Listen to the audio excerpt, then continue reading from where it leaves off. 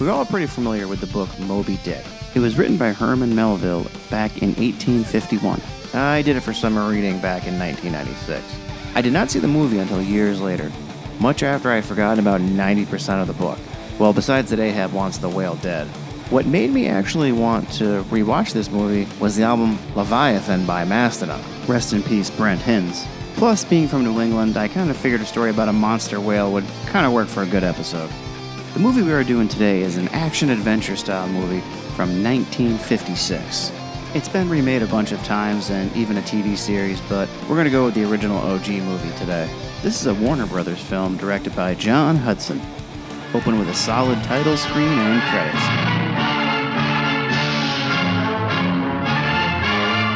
Screenplay by Ray Bradbury. Oh, that's pretty interesting, actually. He wrote The Beast from 20,000 Fathoms. Pretty famous opening line here. Call me Ishmael. Played by Richard Basehart. He's been in a bunch of different stuff, but I most remember him from Voyage to the Bottom of the Sea. He's in the town of New Bedford looking for work. Actually whaling, to be exact. In this bar, he meets a guy who he will be on the boat with later on. Stubbs, played by Harry Andrews. Can whales do that? Why, bless me, whales can do anything. A whale can jump up like an earthquake and come down on you like a mountain. We even get a glimpse of Captain Ahab. We'll do his full introduction later. He spends the night at this inn and he meets his bunkmate, who's a pretty interesting fellow.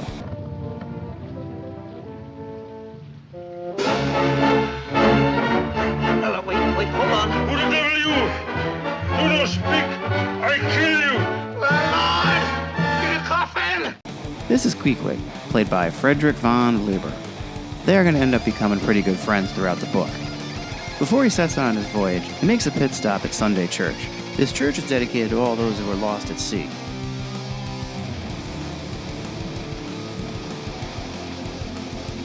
This church is run by Father Maples, played by Orson Welles.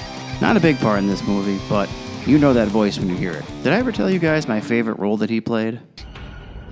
I am Unicron.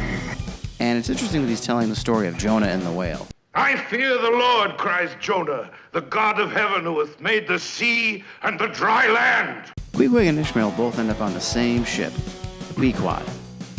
This is Bildad, played by Philip Stations, and Pegleg, played by Merle Jones, and they're signing up a crew for Ahab's next outing. Before they leave, they bump into this guy at the dock. Have you signed to sail the Pequod, I say? Was there anything down about signing away your soul? This is Elijah, played by Royal Dano. He's pretty much the prophet of doom for this movie, who had a great resume, including Killer Clowns from Outer Space. At sea one day, you'll smell land where there be no land. And on that day, Ahab will go to his grave, but he'll rise again within the hour. He was also Gramps in House 2. May the heavens bless you. But either way, he delivers one of the most famous lines in the movie. So the men gear up the ship and get ready to head out to open waters with all their families watching. You get the vibe that they know they're never going to see their men again.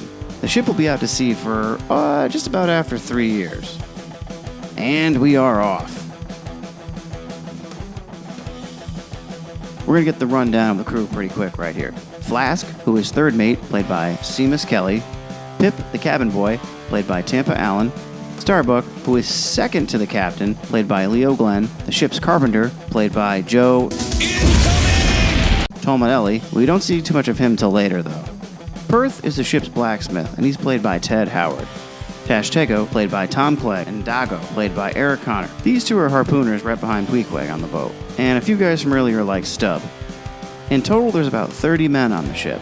After a few days, our captain finally shows himself, Ahab, played by Gregory Peck. Yep, you know him. He played Father Maple in the TV miniseries of Moby Dick back in '98. He tells the crew they're out there to do some whaling, but specifically for one whale, the white whale, the one that took his leg. Oh yeah, why is his name Moby Dick? Do they name certain whales then? Aye. Special big murdering whales with long histories. Whales who killed 10 times 100 men. Whales like Timor Tim, New Zealand Tom, or Morkan, king of the Japan seas. Whales have big names to go with big doing. Once they get past the whaling grounds off of North America, They head over from the Atlantic to the tip of Africa, all the way over to the Indian Ocean, and then into the Pacific. They get quite a few whales along the way on their journey. Besides Moby Dick, they're after whale blubber, which they can make oil out of and sell. And back in the day, this was worth a lot of money. Fun, interesting history fact, we didn't switch over from oil to electricity until about the end of the 19th century, beginning of the 20th. Unfortunately for the crew, though, along the way, the lookout from up top falls into the deep. And with that, they lose all their wind. No wind for 7 days and 7 nights. During the wind outage, Queequeg predicts his own death.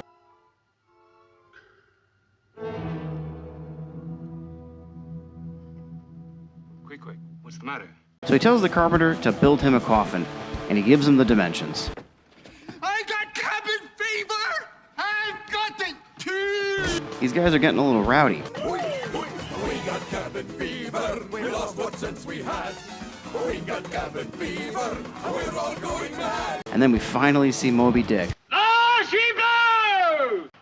Off the starboard beam! Tim. Oh, Tim. 1 hour and 18 minutes into the movie. And it's on now. The wind is back, and we see the birds. And the birds kind of indicate where Moby Dick is. He breaches!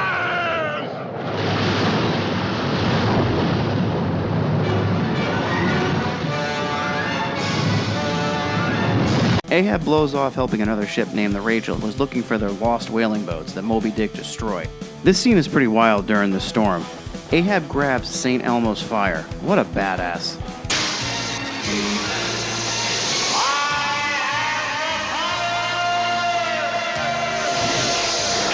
Starbuck has had enough of Ahab, and he's starting to think he's a little nutty. Just then, they smell land and remember what Elijah said. At sea one day, you'll smell land where there be no land.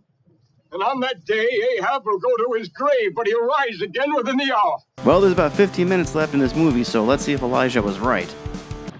Oh, did you see him, man? Did you see his hump? Like a great snow hill. Did you see the way he slides along? Oh, there's majesty for you. Don't look. I'll look for you. Did you see the lances in his back? My lances. Mine. Struck in him years ago. This is one of the best speeches in the whole movie. Moby Dick puts up quite a fight, and Ahab goes bonkers. Oh, ye whale! Ye damn it, whale!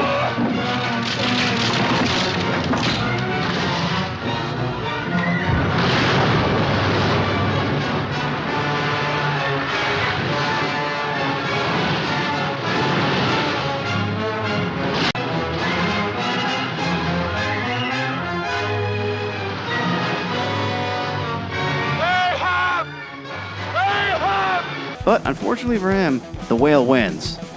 And the prediction, or prophecy, whatever you want to call it, comes true. Starbuck, now being in command, gets that rage that Ahab had. And now he wants the white whale dead. Stubb also rallies the men to attack the whale. Moby Dick makes short work of all of them, and their ships get demolished.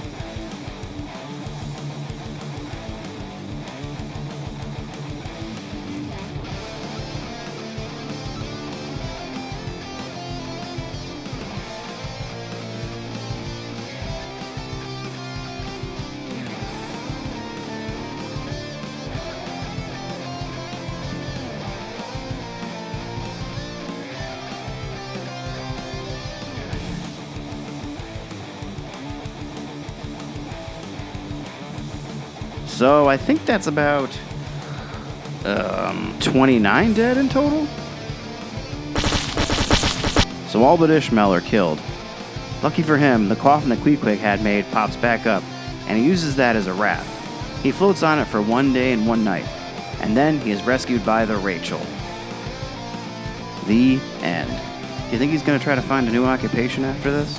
I really didn't follow the book too much, because like I said, I barely remember it, so I can't really give a swift comparison there. As far as a movie goes, Gregory Peck is awesome as Ahab. He has so many great speeches, and he delivers them with such fire.